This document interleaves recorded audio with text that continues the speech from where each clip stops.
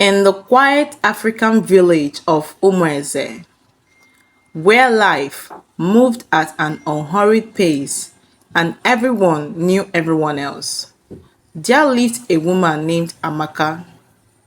She was known for her exceptional culinary skills, running the most popular food stall in the local market.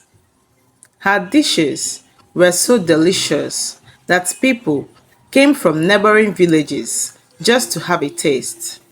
However, behind her captivating smile and mouth-watering meals lay a dark and sinister secret. Amaka had come to Umeze a few years back, setting up her stall with minimal fanfare.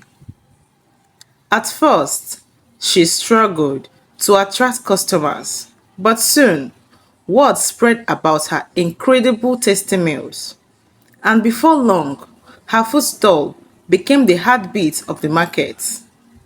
Her specialties were varied: spicy jollof rice, rich egusi soup, tender suya, and a signature stew that was simply unparalleled. People would line up from dawn to dusk to get a plate of her food, praising her talents and hailing her as the best cook in the region. What no one knew, however, was the source of her secret ingredient. Amaka was not just a cook, she was a predator. Her eyes were always on the lookout for unsuspecting children, whom she lured away with sweets and promises of fun. These children would never be seen again, and their disappearance would be met with a cold, unnerving silence. The villagers, blinded by the pleasure of her meals, never suspected that Amaka was behind the vanishings. One fateful evening, a young boy named Chike went missing. He was the son of Ada and Nnamdi, a couple well loved in the village. Chike's disappearance hit the village hard, and a search party was quickly organized. They scoured the forest, checked the riverbanks, and even prayed in the church. But Chike was nowhere to be found. His mother Ada was inconsolable, and his father Nnamdi was filled with a quiet, sudden anger. Among the search party was Ifeanyi, a local hunter who had a reputation for his keen instincts. Ifeanyi had always found something unsettling about Amaka, though he could never quite put his finger on it. As the days passed and the search for Chike yielded no results, Ifeanyi decided to keep a close eye on Amaka. Late one night, Ifeanyi noticed Amaka sneaking out of her house carrying a large sack.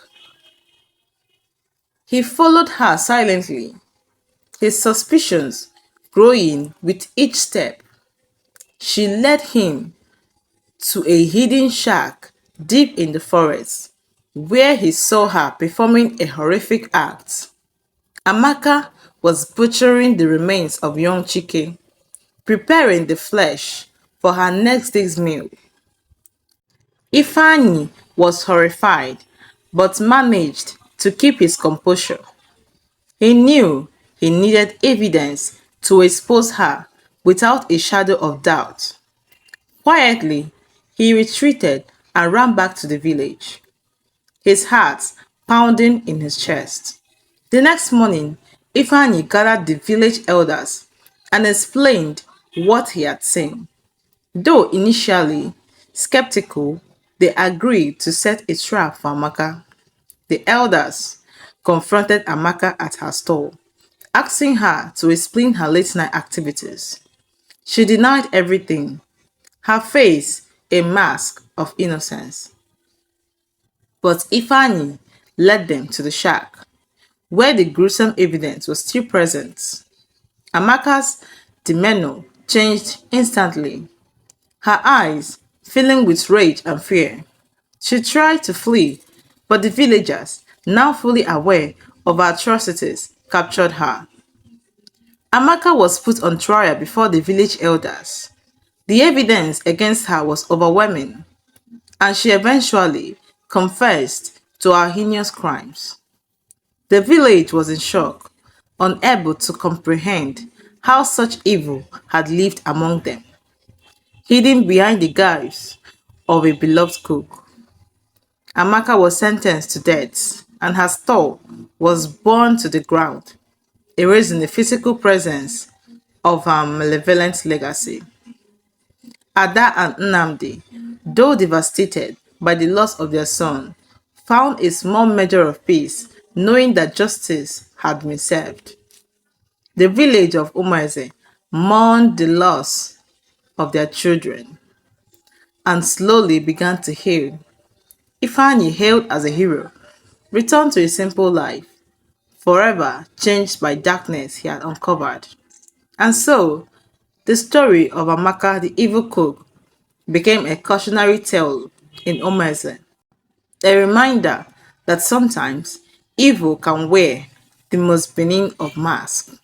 The villagers learned to be more vigilant, protecting their children and each other, ensuring that such horror would never happen again. Please support our channel by hitting the subscription button. Don't forget to comment, like, and share. Thank you, and also it's free of course.